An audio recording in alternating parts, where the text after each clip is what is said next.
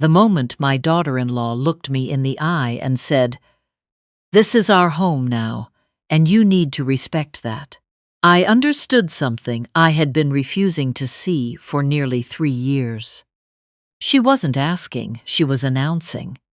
My sister Greta had driven up from Guelph that Sunday afternoon, the way she had done every few months since our mother passed. 2 hours on the 401, with a box of butter tarts on the passenger seat, and no particular plans beyond sitting with me at the kitchen table for a while. She still had her coat on when my daughter-in-law came through the side door. That was how little time she'd had. We had been talking about nothing in particular. The price of heating oil, whether our aunt in Kingston was well enough to travel, whether I should repaint the upstairs hallway or leave it another season. The ordinary small talk of 2 women who have known each other long enough not to need a reason to visit. My daughter-in-law came in, said hello without quite looking at either of us, opened the refrigerator for a moment without taking anything, and disappeared upstairs. I thought nothing of it. That had become normal. When Greta left, I walked her out of the car, and we stood in the driveway a moment longer than we needed to, the October cold coming in off the escarpment. I came back inside to find my daughter-in-law waiting in the kitchen. She had her arms crossed loosely, her voice even, and considered, the way it always was when she had already decided what she was going to say. "I want to have an honest conversation," she started. "And then, going forward, Glenn and I would really appreciate it if you'd check with us before having people over. We need to feel like this is actually our space. We need to be able to come home and not feel like we're walking into someone else's plans. This is our home now. That should mean something." I stood in the doorway with my coat still on and my car keys still in my hand. I looked at her face and said, very calmly, "I'll think about what you've said." Then I walked upstairs, closed my bedroom door without a sound, and sat on the edge of my bed in the dark. I did not feel angry. I felt something sharper and cleaner than anger. I had bought that house 29 years ago, when the housing market in Hamilton was still something ordinary people could navigate without inheriting money or winning a bidding war against investors with briefcases. I had worked as a mortgage and title specialist at Millbrook Credit Union for 31 years, and I had understood every line of the documents I signed the day I took ownership of that house. My late husband and I had made every mortgage payment together for 11 years until he couldn't, and then I had made them alone. When the final payment cleared, I still had the letter from the credit union in a folder marked payee in my own handwriting. I had sat at the kitchen table with a glass of wine and cried, not from sadness, but from the particular relief of something large and long finally being finished. My son Glenn and his wife Tanya had moved in 2 years and 10 months earlier. Their condo in Burlington, bought during the run-up and sold in a complicated closing, had left them temporarily without a landing place. Just for a while, Glenn said. A few months, maybe. He said it the way people say things when they genuinely mean them, and haven't yet understood how gradually meaning can shift. I said yes because he was my son, because the spare room was empty, because I had raised him in that house and I could not watch him sleep in his friend's spare room when I had 2 unused bedrooms and a finished lower level. What I had not anticipated was the rearrangement. My kitchen cupboards reorganized into a layout that made no sense to me, but apparently suited Tanya's cooking routines. The thermostat set lower than I kept it, then lower still, until I was wearing slippers indoors by November. The living room television tuned by default to home renovation programs I had no interest in. The side door, unlocked during the day for nearly 3 decades, now kept with a code I had not been the one to choose. The lower level locked behind a door that had not had a lock before, because Tanya had decided it was her home studio, which, as far as I could tell, mostly involved online orders she preferred not to discuss. Small things. I told myself they were small things. I told myself that because I did not want to make my son's life harder than it already was. I could see the tiredness in him when he came home from the logistics company in Stony Creek. The long commute both ways, the compressed expression of a man carrying more than he was saying. I did not want to add to it. I thought, this is temporary. I thought, I am being patient. I thought, patience is a form of love. What I had not understood, sitting on the edge of my bed that October night, was that my patience had not been received as love. It had been received as vacancy, as space available to be defined by someone else. Every time I said nothing, I had been confirming that the situation was acceptable. I had been teaching the people in my house how to see me, and I had taught them to see me as someone who did not need to be consulted. Standing on the other side of, "This is our home now," I saw that clearly for the first time. I called my sister. Greta had not yet made it back to Guelph. She picked up before the second ring. I told her what had happened. She listened all the way through without interrupting, which is how I always know she is taking something seriously. "Come tonight," she said. I packed a bag in under 15 minutes. I took my keys, my purse, and the filing folder from the cabinet beside my bed. I left a note on the kitchen counter for Glenn that said only, "I've gone to stay with Greta for a few days.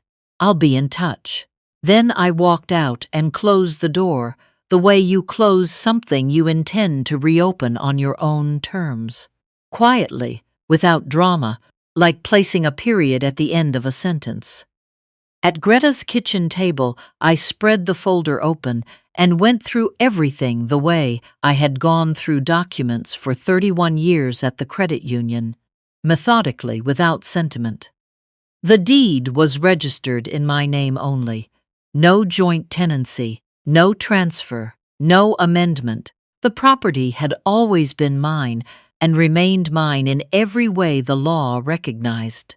I also had 3 months of utility bills, Hydro, Enbridge, Rogers, all in my name, all coming out of my account, because when Glenn and Tanya moved in, the arrangement was meant to be temporary, and no one had ever gotten around to changing the paperwork. I also went through my bank statements. I had added a supplementary credit card to my account 3 years ago for household expenses, intending it as a practical convenience. Looking now at 3 months of transactions in detail for the first time, I found grocery runs approaching $300 at a time, gas fill-ups, a gym membership in Tanya's name, and a recurring series of e-transfers, monthly, consistent, growing in amount, to a business account I did not recognize. I made a list, sat with it past midnight. Then I went to bed and slept 6 unbroken hours, which was more than I had managed in months. In the morning, I called Howard. We had worked in adjacent offices for 12 years. He at the legal clinic in the same building as the credit union, me 3 floors above, and had stayed in loose professional touch after he moved to a small residential property practice out in Dundas. He was not the kind of lawyer who made things complicated. He was the kind who made things clear. I told him the situation without ornamentation. He asked 3 questions. Was the property solely in my name? Did they have a lease or any written tenancy agreement? Were utilities registered in my name? Yes, no, and yes to all of them. Then the framework is straightforward, he said. They are occupants by your permission, and that permission alone. In Ontario, for family members with no tenancy agreement, the owner can withdraw consent. There's no prescribed form required, the way there would be for a formal tenancy. But the notice must be written, dated, and properly delivered.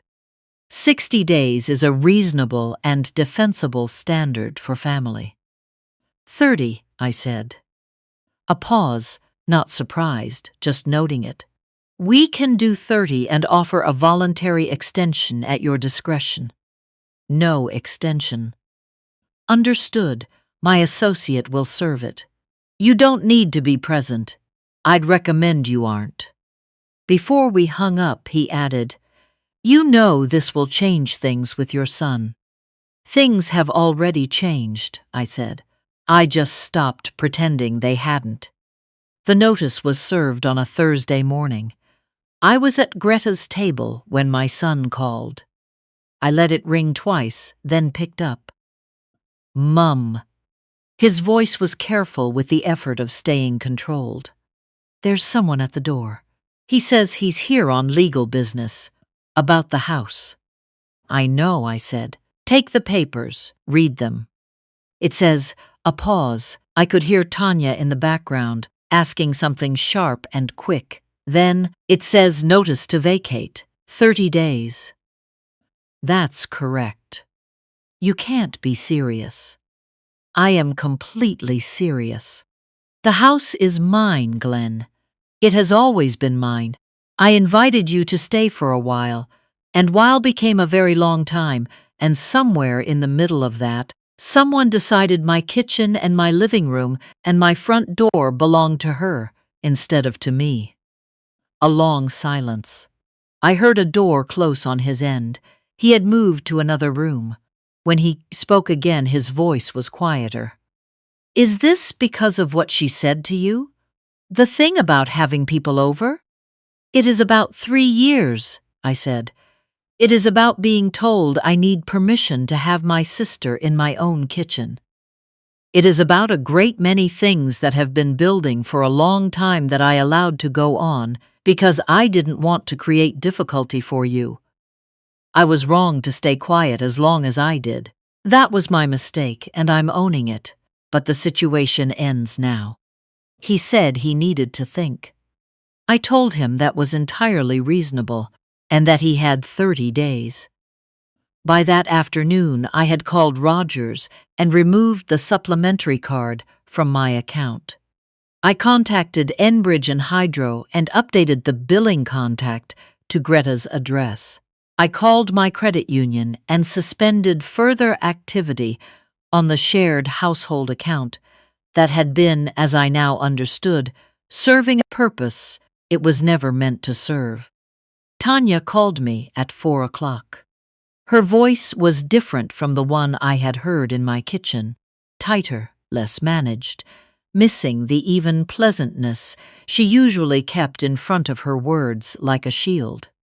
She said she thought we could work this out like reasonable people. She said this was not what families did to each other. She called the notice extreme. I said, I'd like to ask you about the e-transfers. The ones going to a business account each month for the past 14 months. Whose account is that? The pause that followed was a different kind of silence than the ones I had been living with for 3 years. It was not comfortable. It was not managed. That's a private matter, she said. It was funded partly with my money, I replied, so I would appreciate it if you would explain it to my son. She hung up. The conversation I had been waiting for came 4 days later. Glenn drove to Guelph and sat across from me at Greta's kitchen table and asked me, in the careful voice of someone who has been rehearsing a question for days, if he could see what I had found. I had printed everything, 3 months of detailed statements, 14 months of transfers, consistent amounts growing over time, going to a business account under a name Glenn recognized as his wife's sister. A business account, as he pieced together over the next hour, for a skincare line that had launched quietly, struggled quietly, and dissolved 7 months ago without any of the investment coming back. Glenn's name was not on the business. He had known Tanya had an interest in a project. He had not known that his wife had been using the household card to fund it, or that the funding had continued long after the business failed. He sat at the table and turned pages without speaking for a very long time. When he looked up, his eyes were tired in a specific way I recognized. The way eyes look when grief has burned away everything unnecessary, and what's left is only what is real.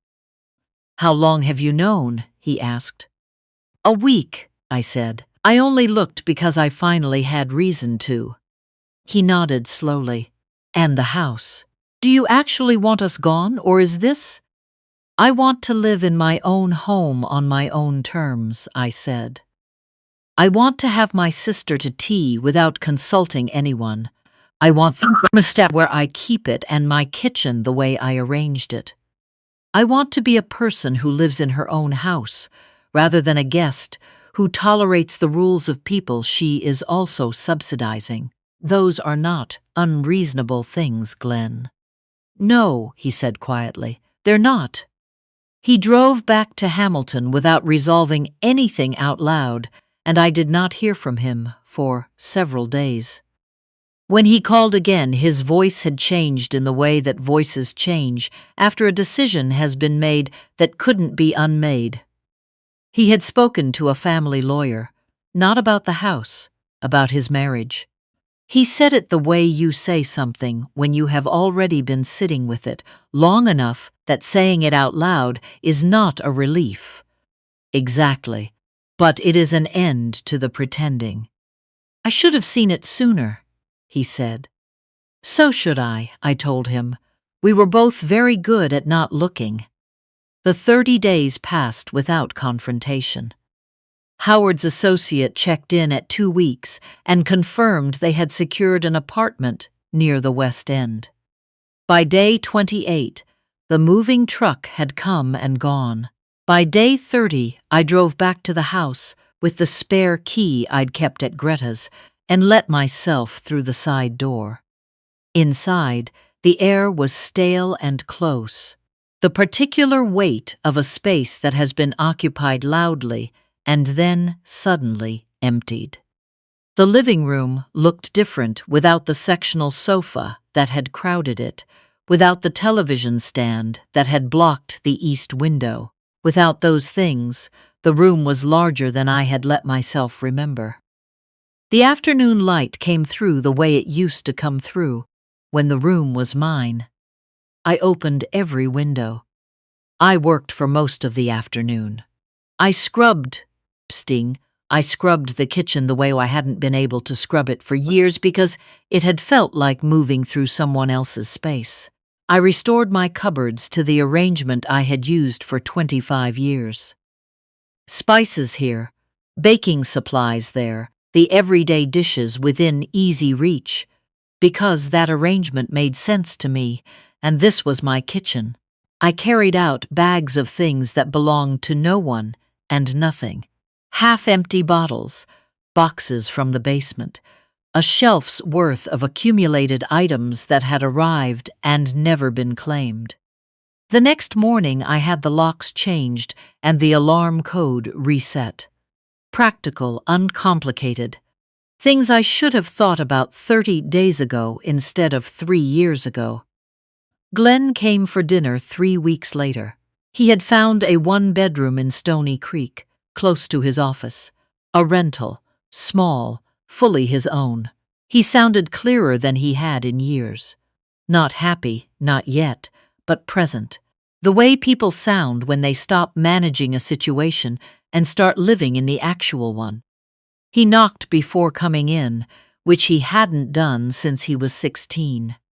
"You can just walk in," I told him. "I know," he said. "I wanted to knock." We ate and talked about his apartment, about work, about his aunt in Kingston, about whether he needed a second set of kitchen things. We talked about Greta. We talked about small things, and the house was quiet around us, in the way houses are quiet when they are not bracing for anything. A few months later, a former colleague from the credit union called to ask if I would participate in their client education series.